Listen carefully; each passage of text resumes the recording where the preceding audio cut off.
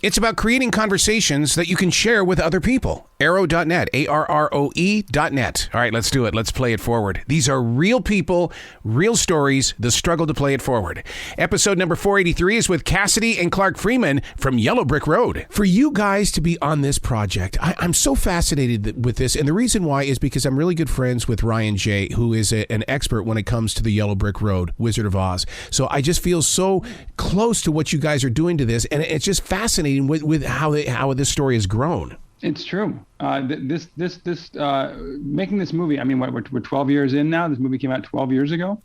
Even before that, directors Andy Mitton and Jesse Holland, it was their first feature film. So to raise awareness and money and everything else, they would have these French toast breakfasts on the weekend where everyone would come together and we'd all kind of ruminate on the script, on what version it was, on how we were going to shoot it, et cetera. So like the pre-production on this not only was homegrown, like a homemade Denny's, but like also lasted a long time. And it really allowed for the idea to grow and to make sure that we were shooting the very best thing we could. So yeah, it's been a long time. For you guys to put this in a DVD collection, I mean, my God, I mean, we get to talk, I mean, get to hear from actors and there's crew members and things like that. Maybe I'm a sick fool, but this is the kind of stuff that inspires me to want to even grow further with my own creativity. What about those that are just discovering what the art of this is all about? Gosh, that's really inspiring. I think anything that makes someone want to be more creative is really, really awesome. Clark was just saying earlier that horror is a really interesting genre because it connects the audience is very involved. The fans are very involved in the horror. And so when you get to have a re-release like this DVD and Blu-ray, where you have interviews from the cast and interviews from the crew and connections to the movie from years ago, to be able to have that sort of reflection back on what filmmaking was like a decade ago, both for us individually and for Hollywood. I think that's so special. I think that's a really great opportunity for the fans to get to have a unique and a genuine look in deeper to what the process was like. Do you think that we label it a horror film, but doesn't it have to come with a definition? Because what scares me may not scare you. What brings fear to me? Because what this movie right here, the reason why it stays so true inside my soul is because it could happen. That to me is a horror film. It could happen. That's true. That is true. It is horror is a really wide swath of a genre, right? Because sometimes people, I totally agree with you. What scares someone else may not scare another. I love that it scares you. But see, I've become, because of binge watching, I've also become that guy that hits rewind and will sit there and say, I want to see that scene again. And then you break it down. And then you go, oh, I see why this one works. It's incredible when you get to watch something over and over again and really start seeing the script through the material, and you go, oh, that's so smart. Yes. Oh, they planted that scene earlier. Oh, they did that. Oh, that really paid off, or this or that. And I don't want to speak for Andy or Jesse, but I know Andy has said that with DVDs and things that have director commentary, that was kind of his film school. Like he would watch his favorite films and really break it down. So like you said before, the fact that Yellowbrickroad is doing this and Lightyear Entertainment is releasing this this Blu-ray with all these special features, like it's going to allow people who really love the movie to dig in further and go, oh my God, I didn't realize this, or oh my God, what is Robert Eggers doing there as costume designer on Yellowbrickroad? He's going to go off and have an incredible career. What is he doing with these fools? Doesn't this kind of prove that if you have not seen Yellowbrickroad, no matter how old it is, if you've not seen it, it's a brand new movie? Yeah, I think it is. And to me, that's what's fun. I mean, it's like the movie business now is the new Tower Records or Musicland. We go into a situation like with this DVD collection, and you're going, oh my God, I've just discovered the brand new beginning. Well, I think people, like you're saying, people that are interested in a DVD collection, people that are interested in deepening their knowledge of a film to spark their own creativity. I mean, those are the creators. Those are incredible fans to have. Those are incredible, just people that want to watch the film. And I think that's cultivating a group of people that are really passionate. And I think that's really awesome. I think entertainment these days, with so many streaming opportunities, with so much saturation in the market, I think it's easy to just sort of watch things to be distracted. And I think it's super fun to have a project where people feel engaged. Indie movies. I'm sorry. I'm sorry. I was just going to say I'm more impressed that you threw out a Tower Records reference because I don't. I mean, I worked there when I was a kid for a hot minute, so I don't know who's going to remember what Tower Records is. But to go along with that with Cass, like at Tower Records, when you discover someone, like Nirvana, you discover Nirvana, and then you have to listen to Metallica and Soundgarden, and you have to go down this hole. So just the idea of Yellowbrickroad being a movie like that, where you can discover it and then have to discover other people, makes me happy. Well, I totally get that listeners and viewers are going to do that because that's how we're trained now. Because how Netflix and Hulu, they say, well, you liked this movie, I think you're going to like this one as well. And that's what I like about Yellowbrickroad is it's going to open up a lot of people going, oh, I've got to do that one again. Yeah, I think that's awesome. I know Andy and Jesse have been at other festivals for other movies, and people have come up, 10 years after the fact with copies of the DVD of Yellowbrickroad, and have said, Andy, will you sign this, please? Because when I saw this when I was 16 or whatever, 10 years ago, like, it really messed me up and it stayed with me. So I agree. I think it's awesome. So why do you think it is staying with us? And it's one of those where you could get into a conversation and if people haven't seen it, it's like, oh, you're kidding me. Oh my God. It creates that kind of emotion from you. Yeah. I think it's because it takes chances and it is kind of so weird. I want to talk about it without totally spoiling it for anyone who hasn't seen it. But the movie takes chances in a way and takes its time and its patience that when things do start happening, it's really shocking. and you are so lulled into being with this group of people who are walking this road together that you're disarmed by it. And it's not a bunch of kids at summer camp, with a slasher guy coming in. It's nothing you've seen before. It's not like, oh, I know what happens here. You go into this movie and be like, who are these people and what are they doing? And then when you get into it and you're with them, 40 minutes in, when it starts hitting the fan, you go, oh my God, I didn't see that coming. And weren't they brother and sister? I also think that the characters are relatable. They're not caricatures. Like all of these people in the film could be you or your next door neighbor, versus sort of like, oh, that's some star playing this part, or that's some icon from history playing this part. Like it feels very, I think, in your living room, in your neighborhood, in your backyard. And that's both who was cast and also how they were written, I think. Oh, yeah. In this day and age, I mean, an entire population walking up a mountain and disappearing, really, seriously, with COVID, with monkeypox and stuff like that, I would walk up a mountain just to get away. We should do a sequel. Yeah. We should do a sequel where they're not trying to figure out what happened, but they're actually running from reality. They're actually trying to get away. They're like, please make me disappear. Please. The performances, what amazes me about this is that it's so natural. I mean, for an indie film, so many times when you watch indie films, you can hear people speaking out of tune and the rhythm isn't really there. Not in this movie. I mean, for a first time film, come on. I mean, they had some experience with this. Andy and I started a theater company in Santa Monica well before this, and we all went to college. Andy, Jesse, Cassidy, myself. Actually, most of the cast of the movie. Tara, Alex. We all went to Middlebury College together in Vermont, and we were all from the theater department there. So we all had a language. And actually, Cassidy, Andy, and I are in a band together. So we have a musicality to us anyway, and I think that only became a cohesive unit. And that's, I think, one of the only reasons this movie worked is because we were already a family going into it. So we had to learn a lot of things about making a movie while we were making the movie, but it didn't sink us because we weren't just a bunch of strangers trying to make it happen. I remember, I think one of the first one, like the day 3 on set, I had a pretty emotional scene to do, and I did it, and we went hard into it. And I think it was that day that the crew who didn't know us, who were hired, who were just like, we're going to shoot a movie in the woods. Once they saw the level of work we wanted to bring to it, they all kind of fell in line, and they were like, oh, oh, this isn't just some other stupid horror movie. This is like they're trying to do something here. They're trying to say something, and let's all get behind this. So I think being a family really helped the movie get made. I also think filming it in the middle of nowhere helped. Oh yeah.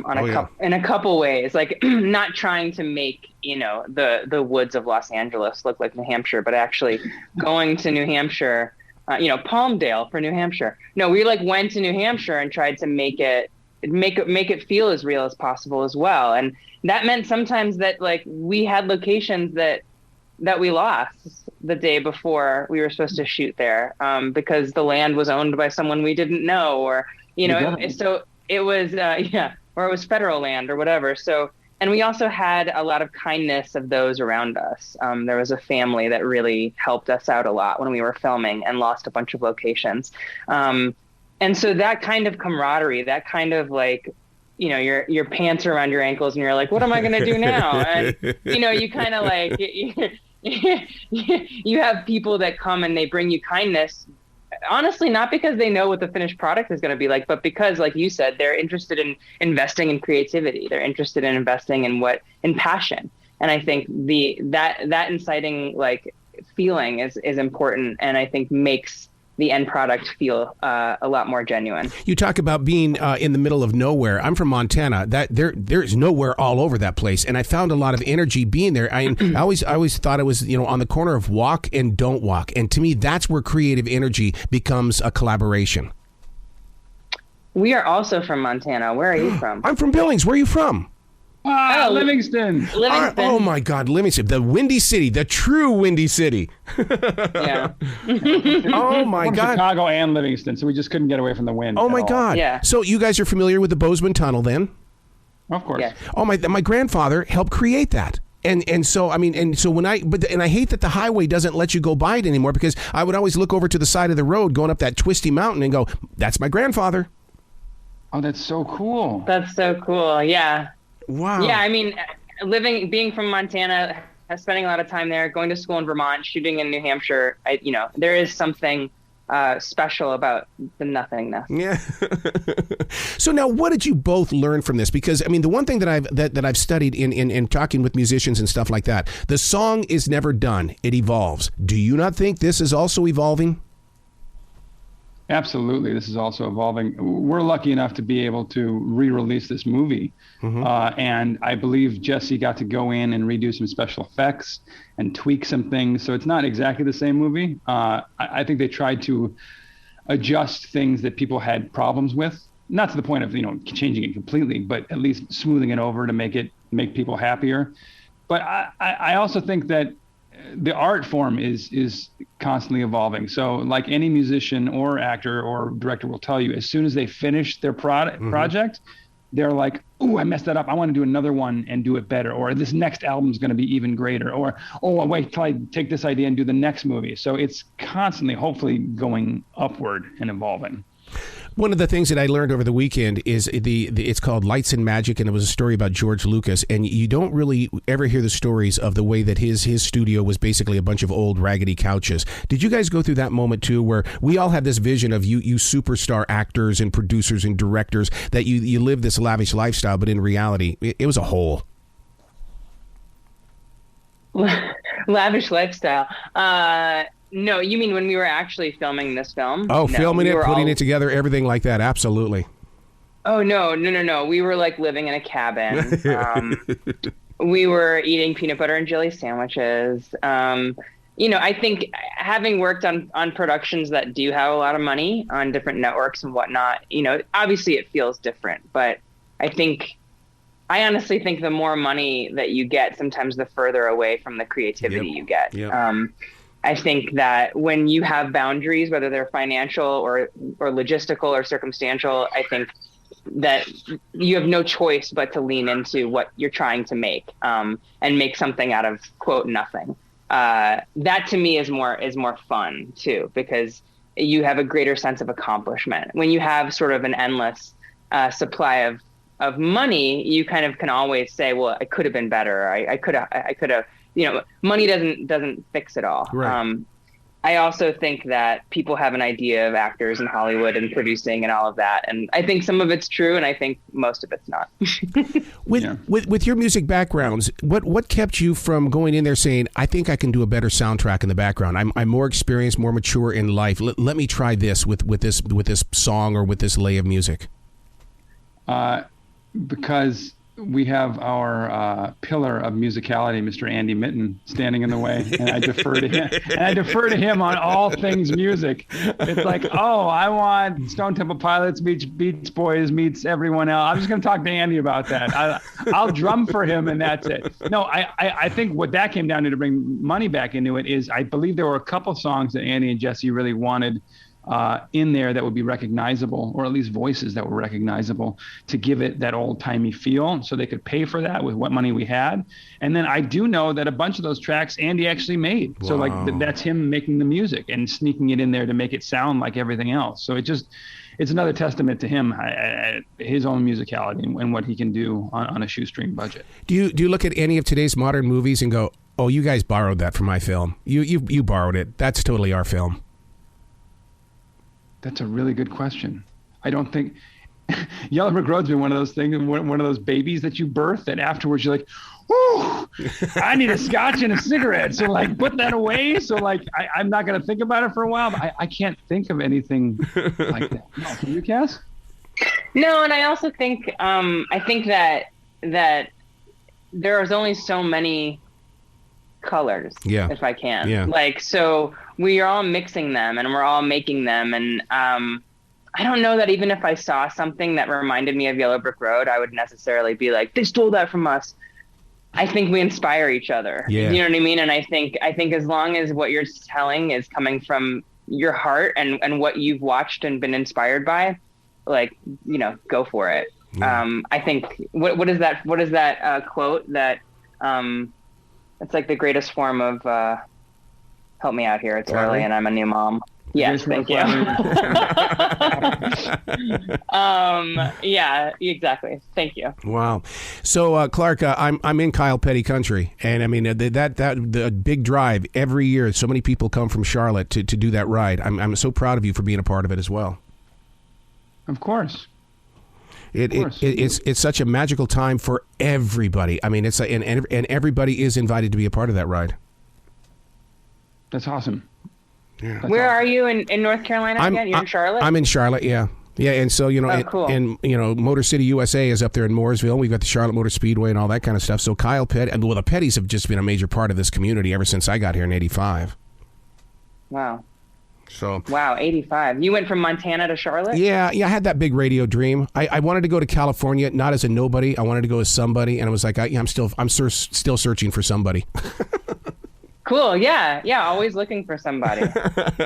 Charlotte's pretty cool. I'm filming in Charleston, South Carolina. Oh my God. Oh, are you getting to Folly Beach or anything like that? Going out there to the lighthouse? Yeah. Folly and Sullivan's, and trying to, because it's so darn hot that you got to find some place to cool off. Oh yeah. It's not down there on Market Street. Hell no. It's not good. No, it is not downtown. That's for sure.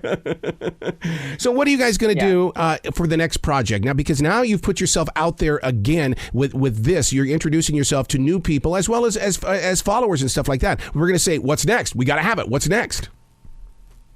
Well, at least for Andy Mitten and myself and some of the other collaborators, we have a new movie called The Harbinger, nice, which just premiered at the Fantasia Film Festival in Montreal, and will actually be hitting theaters in a bunch of cities in the U.S. in a couple weeks. I don't know if I can say anything. I don't know if it's been announced yet, but soon it will be out. Excellent. Well, you guys have got to come back to this show anytime in the future. The door is always going to be open for you.